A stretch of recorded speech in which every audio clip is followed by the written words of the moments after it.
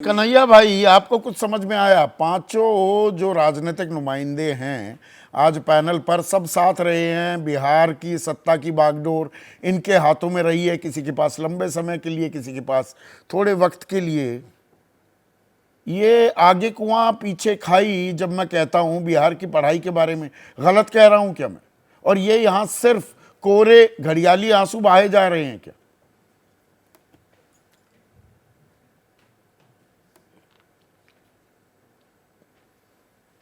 सबसे पहले मैं आपको धन्यवाद इसलिए देता हूं कि मुद्दा को आपने आज चर्चा के लिए यहाँ रखा है।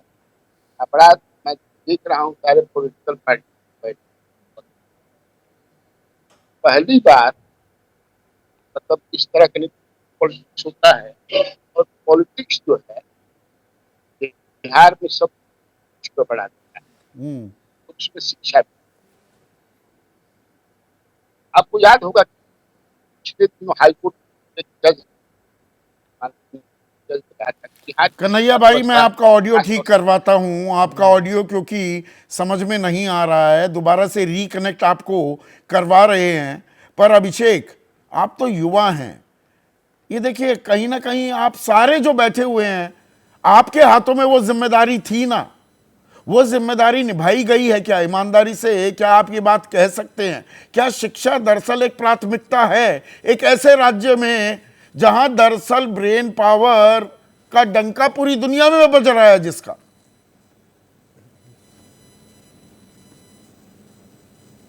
एक तरफ ये कहना कि बिहार की मेधा प्रतिभा का डंका पूरे विश्व में बजता है, और दूसरी तरफ बिहार पर यही आरोप लगाना हमारे विपक्ष के साथियों के द्वारा कि बिहार में तो शिक्षा को लेकर कोई व्यवस्था ही नहीं है।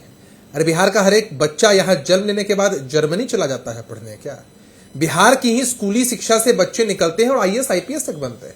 बहुत सारे ऐसे बिहार कैडर में के बने हुए आईएएस आईपीएस का आप इंटरव्यूज देखते हैं, या फिर उनके लिखित साक्षात्कारों में भी आप देखते हैं कि सरकारी स्कूलों से उन्होंने शिक्षा दीक्षा प्राप्त की और उसके बाद वो लगातार आगे बढ़ते और पढ़ते चले गए।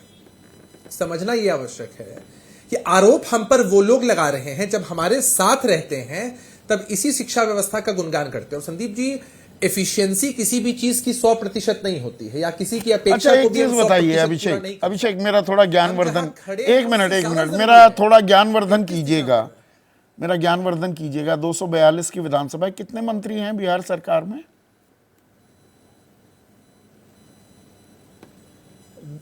243 सीट्स है विधानसभा। हाँ 243 कितने? हाँ बिल्कुल ठीक है आंकड़ा। और अभी अगर मंत्री मैं अभी अंदाजन बता दीजिए। लगभग 35 की संख्या है मंत्री, 35 और 125 के करीब सत्ताधारी दल के विधायक हैं। बाईकैमरल है, आपकी विधान परिषद भी है, मैं उसमें 150 से प्लस है। हाँ, तो उसमें मैं 150 से प्लस है संदीप जी, 150 से प्लस।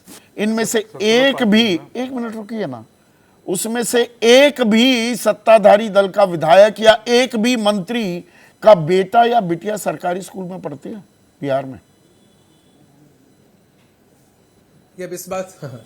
अब इस बात की निजी जानकारी तो मेरे पास नहीं उपलब्ध है कि किनके बेटे बेटियां कहां पढ़ते हैं। देखिए, कहां पढ़ाना है ये हर किसी का अपना निजी फैसला हो सकता है संदीप जी। हम किसी को बाध्य नहीं कर सकते हैं कि अभी ताल ठोक रहे थे ना, सरकारी स्कूलों में पढ़ कर कितने आईएएस आईपीएस बन गए। मंत्री विधायक का बेटा सरकारी स्कूल में नहीं पढ़ेगा, है ना। नहीं, वो उनकी निजी चॉइस हो सकती है, लेकिन हमारे पास कई ऐसे साक्षात्कार हैं जिसमें आपको दिखेगा कि देश में टॉप करने वाले जो बिहार से आने वाले बच्चे हैं, विभिन्न संकायों में, विभिन्न परीक्षाओं में उन्होंने अपनी शिक्षा। मेरा सवाल पर अभी भी कायम है। कन्हैया बेलारी से भी वक्त कम है, पर मैं कुछ सवाल पूछना चाहूंगा। आप अपनी राय मेरे साथ साझा कीजिए। ये शिक्षा, ये सबसे अहम बुनियाद है किसी भी राज्य के लिए और किसी भी देश के लिए, उसकी युवा शक्ति के लिए। आप क्या सोचते हैं?